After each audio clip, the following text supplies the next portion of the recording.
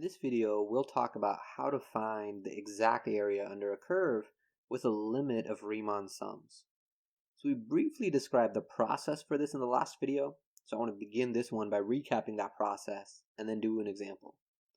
So I'm going to draw a picture, so I'll draw some axes, and I'm going to draw some curve here, so I'll draw some curve on the picture, and I'll call this y equals f of x. And just like I did in the end of the last video, I'm going to now look at some interval from a to b. And within that interval, I'm going to approximate the area under the curve using n rectangles and write endpoints. Okay, so I'm going to split up my interval into n subintervals. Okay, so I'm just spacing these out.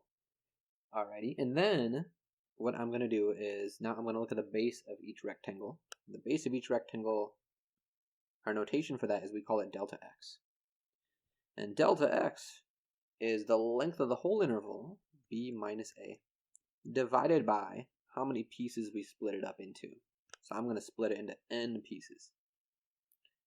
Okay, so now a little bit more notation. I'm going to begin to label these tick marks here. So where a is, I'm going to call this x naught. So x subscript 0 like this. When we write x subscript 0, it's convention to pronounce this as x naught. And naught is a technical sort of old English way of saying 0. Okay, so that's a little bit of terminology there. Alright, so I'm going to continue to label these. So this next tick mark, I'll call this x sub 1, and the next one x sub 2, and then x sub 3, and if we keep going like this, we get to b, and the last one I'm going to call x sub n. And now in each of these subintervals, I want to use the right endpoint to draw up my rectangle. So in the first subinterval, the right endpoint is x1, and I draw a line up until I hit the curve, and that's how high up this rectangle is. So I draw a horizontal line for the top, and then a line down, and that's my rectangle. So we've seen this several times in the previous video, so I'm going to draw the rest of these more quickly. So I'll draw one from x2, that's the right endpoint, top of the rectangle. Next one would be x3, till I hit the curve, and then the top of the rectangle. And then I just keep going like this, till I hit the curve, top of the rectangle, till I hit the curve, top of the rectangle. Just a couple more to do. So we're using right endpoints to draw these rectangles. Okay, so delta x is this distance. Delta x is b minus a over n. In fact, let me put this in a little bubble. That's delta x. So now let's start to write an expression for r sub n, the area of these n rectangles using right endpoints. So the base of the first rectangle is delta x. The height would be f of x1. For the next rectangle, the base again is delta x. And the height would be f of x2, because we're using x2 and plugging that into the function to get the height. And if we keep going like this, we'll get plus dot dot dot plus the last rectangle has base delta x and height f of x sub n. And again, we've seen this exact thing before at the end of the last video, which is why I'm going through it a little bit more quickly now. Alrighty, and if I put this in sigma notation, we get r sub n equals the sum from I equals 1 to n of delta x times f of x sub I. So I can take that whole sum and put it in sigma notation like this. So if I wanted to get the exact area, we would want to let the number of rectangles go to infinity. In other words, this would be equal to the limit as n is the number of rectangles, goes to infinity, of r sub n. R sub n is the area of the rectangles.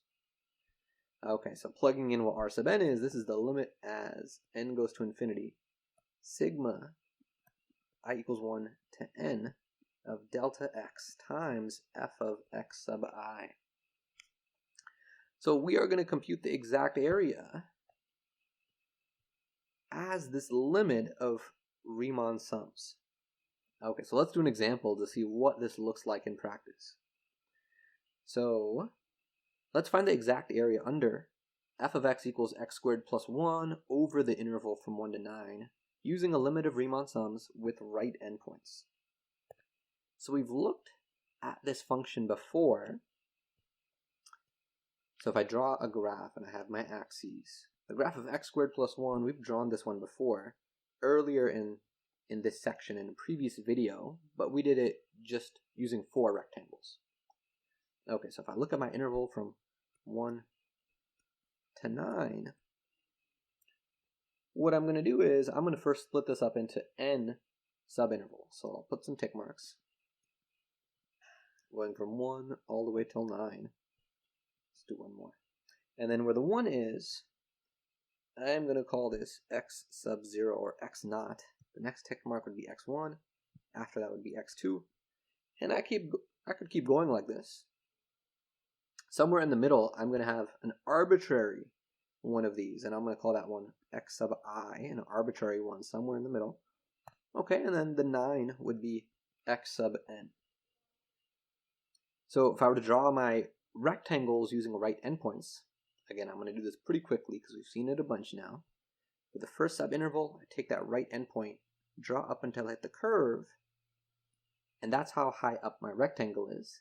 And then I draw a line from the top, a horizontal line at that point for the top of the rectangle, and then a line down. So I'm going to do it quickly for the others. So let's draw these right endpoint rectangles. So drawing some of these right endpoint rectangles, we start to get this sort of picture.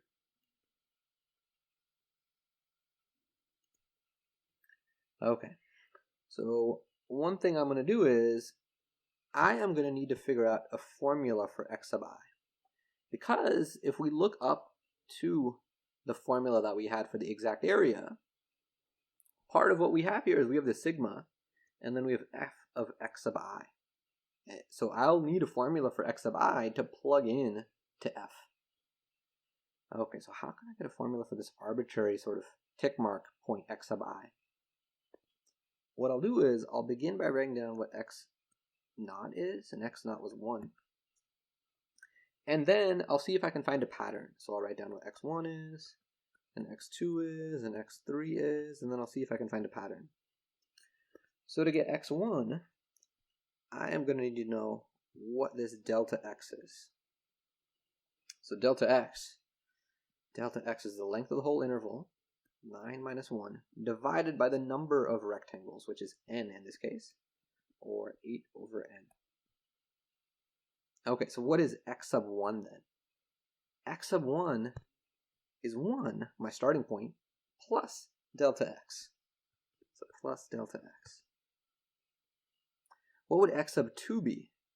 So x sub 2 would be I start at 1, and I have to add 2 delta x's to get up to x2. And if I kept going like that for x sub 3, it would be 1 plus 3 delta x's.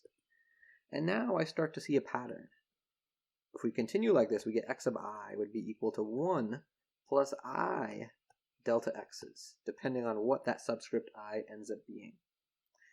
Alright, so let's simplify this. We have 1 plus I delta x, and I know what delta x is. It's 8 over n.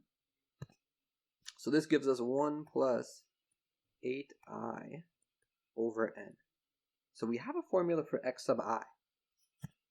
So x sub I equals 1 plus 8i over n. So now let's use our formula for the exact area that we had written above, that limit of Riemann sums. So the exact area equals the limit as n goes to infinity of r sub n. And this was equal to the limit as n goes to infinity. What was r sub n? It was that sigma notation thing. It was the sum from I equals 1 to n delta x times f of x sub I. So the key thing to remember is the sigma notation thing will end up summing the areas of the n rectangles. And the limit in front says, okay, let's let the number of rectangles go to infinity. Let's have infinitely many rectangles. Okay, So let's start to evaluate this. We get the limit as n goes to infinity, the sum from I equals 1 to n, and I know what delta x is. Let's plug it in. Delta x was 8 over n, and then I'll have f of x sub I, and I know x sub I. It was 1 plus 8I over n. That was x sub I right there. Okay, so one thing that'll help us in simplifying this further is, in this sigma notation, I am going to be plugging in different values for I. Like it starts with I equals 1, and then we'd have I equals 2, until finally we reach whatever the number n is. But notice that this expression here before the f, 8 over n, it doesn't have any i's in it. And I is the index of summation. That's this variable right here. So there's no I in 8 over n in this. So this term is like a constant in the sum. It's like a constant. And when we have a constant being multiplied by something within the sum, we can pull it out in front. We can pull it to the front of the sum. Alright, so let's do that. That'll give us the limit as n goes to infinity. Let's move the 8 over n to the front of the sum, in front of the sigma. And then I get times the sum from I equals 1 to n. And now I have to plug in 1 plus 8I over n into my function f of x. So remember, f of x was x squared plus 1. And whatever's in the parentheses, in this case it's 1 plus 8I over n, whatever's in the parentheses, that whole thing needs to get plugged in where the x is. So plugging that in where the x is, in fact, maybe let me just direct the arrow to where the x is pointing here, like that, we'll end up with 1 plus 8I over n, quantity squared plus 1, and that is what we get. That is what f of 1 plus 8I over n is. So one comment I want to make about this before we continue simplifying is this 8 over n, I cannot move it in front of the limit, because with the limit, n is the variable. N is going to infinity. And 8 over n does have an n in it. So I am not allowed to move it in front of the limit. If it was just an 8, that would be a constant. It wouldn't have any n's in it. And then I can move it to the front of the limit. Okay, so for our purposes, I cannot move it to the front of the limit. So let's continue to simplify. So next, maybe I'll do 1 plus 8I over n squared, and I'll work out what that is. Okay, so I'm moving up to the top of the page to give myself some more room. So we have the limit as n goes to infinity. We get that 8 over n pulled out in front. The sum from I equals 1 to n. And if you square 1 plus 8I over n, if you take it and multiply it by itself, we'll get 1 plus, let me put the bracket here, 1 plus 16I over n plus 64I squared over n squared, and then that other plus 1 at the end. Alright, so now I can add the two ones together, so we end up with the limit as n goes to infinity, 8 over n in front, times the sum from 1 to n. So 1 plus 1 is 2, and then we have plus 16I over n plus 64I squared over n squared. Okay, so we are here. So we have the limit as n goes to infinity, that 8 over n, times the sum. And now I have the sum of these three terms added together, 2 plus this fraction plus this other fraction. So we can split that up into three sums. This is going to be the sum from I equals 1 to n of 2 plus the sum from I equals 1 to n of 16I over n plus the sum from I equals 1 to n of 64I squared over n squared. Okay, so we're getting closer to a point where we can begin to use our formulas for sigma notation that we had talked about last time in a previous video. So I have the limit as n goes to infinity of 8 over n, and then times So first, I have the sum from I equals 1 to n of 2. I'm going to hold off on evaluating that because I can simplify the other sums a little bit first, and then I'll evaluate all of the sums simultaneously. Okay, so in the next sum, there is a constant I can pull to the front. So remember, because it's starting with I equals 1, I is the index of summation. So that means the 16 over n gets treated as a constant. I can move that to the front of the sum. So I'll get 16 over n times that sum from I equals 1 to n of I. In the same way, in the next sum, 64 over n squared gets treated as a constant, and I can move it to the front of the sum. It doesn't have any I in it. Okay, so we'll get plus 64 over n squared times the sum from I equals 1 to n of I squared.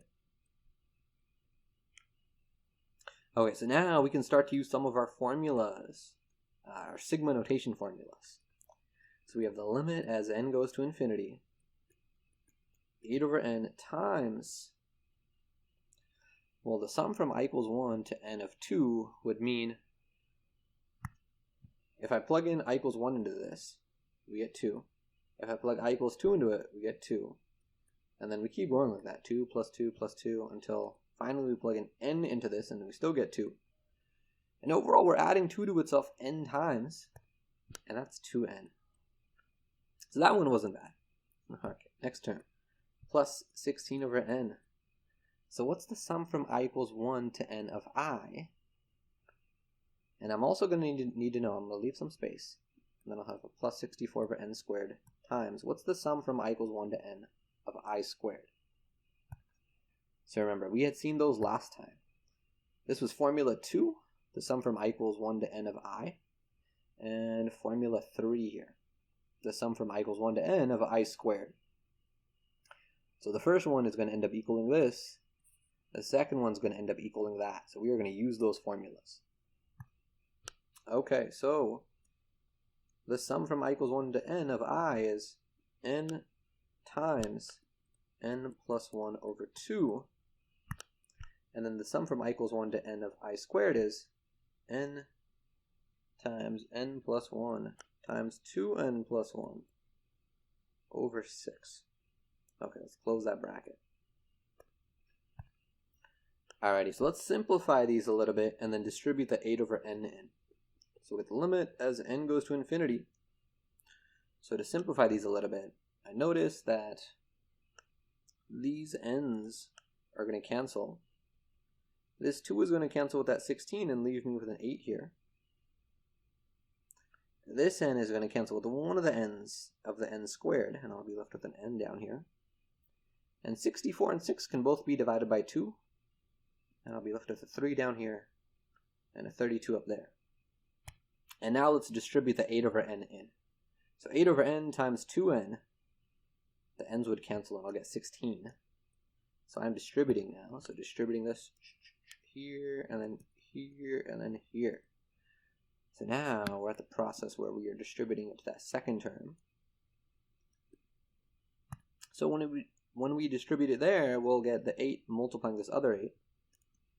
So that'll give us the 64. And then times, we still have this n plus 1 on top. And then from the 8 over n, we have that n on the denominator. Okay. So next, we have to distribute the 8 over n all the way to this last fraction. So the 8 will multiply the 32, and that'll end up giving us 256. And then we still have that 3 on the bottom. Okay, and then what do we have on the top of the fraction that's left over? Well, n plus 1 times 2n plus 1, if we multiply that out, gives us, might need some more room, this gives me 2n squared plus 3n plus 1. And on the denominator, we have this n here underneath the 32, and we also have the n that's underneath the 8 in 8 over n. So those two n's will multiply each other, and then we'll get n squared.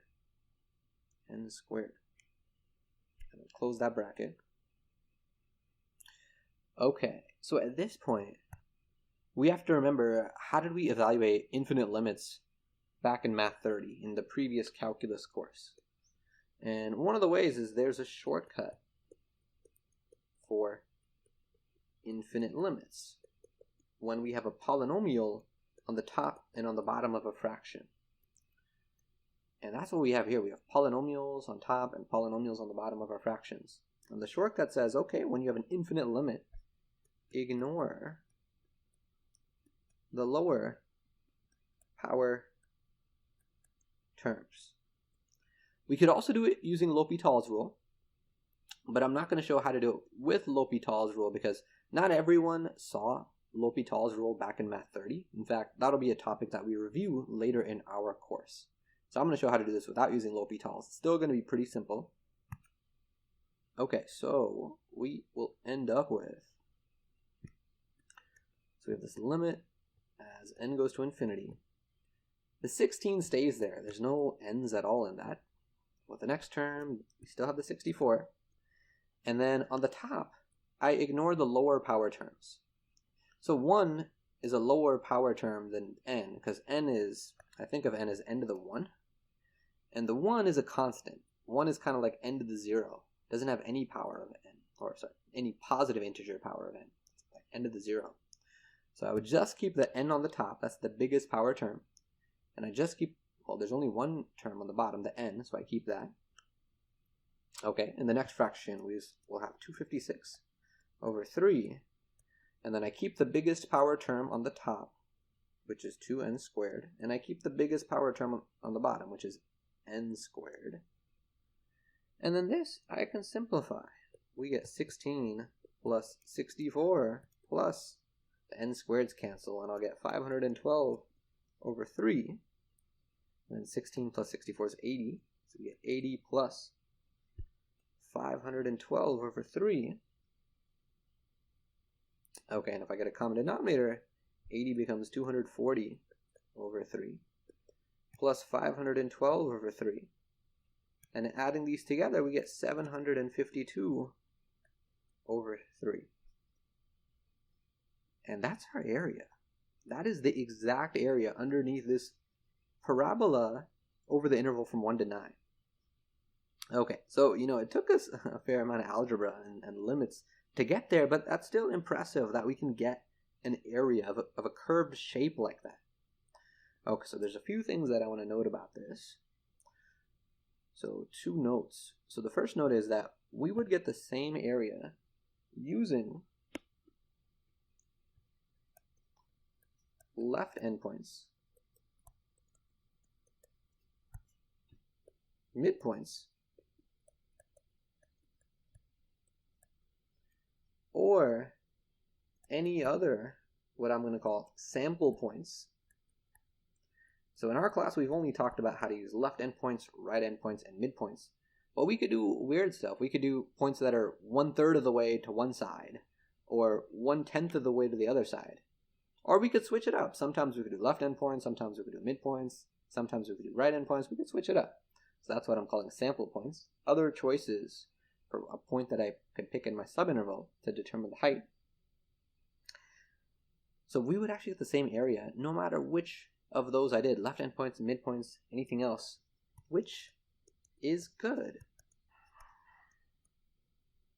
Ideally, we wouldn't want the area to be different depending on which sample points I use. We would want to get the same area no matter what. Okay. So the second thing that I want to note is that the area will end up being well-defined. So I mentioned this thing about well-defined because we did a limit up here. Sometimes limits don't exist. But our limit will end up existing, or in other words, our area will be well-defined when it's guaranteed to happen when our function f is continuous. When our function f is continuous on that closed interval from a to b. Okay, so we are ready to give a definition.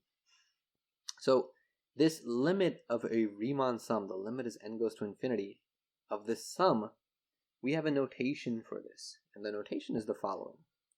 We put an integral symbol, and I put a at the bottom, and b at the top. So now we're writing some numbers at the top and the bottom. And then my function f of x dx. So we notate this limit of a Riemann sum, which signifies an area, in this integral form. And this integral form is called a definite integral. So you might be wondering, wait, we've seen integrals before, and they sort of represented an antiderivative. Is there a connection between this definite integral, which up till now, it just signifies some type of area, and an antiderivative? And it turns out there is, and that is one of the big results that we are going to show in a future video in the next section, 6.4. Okay, so what I want to end by saying is this definite integral represents what is called a signed area, meaning sometimes it could be positive, sometimes it could be negative. This we will talk about in our next video.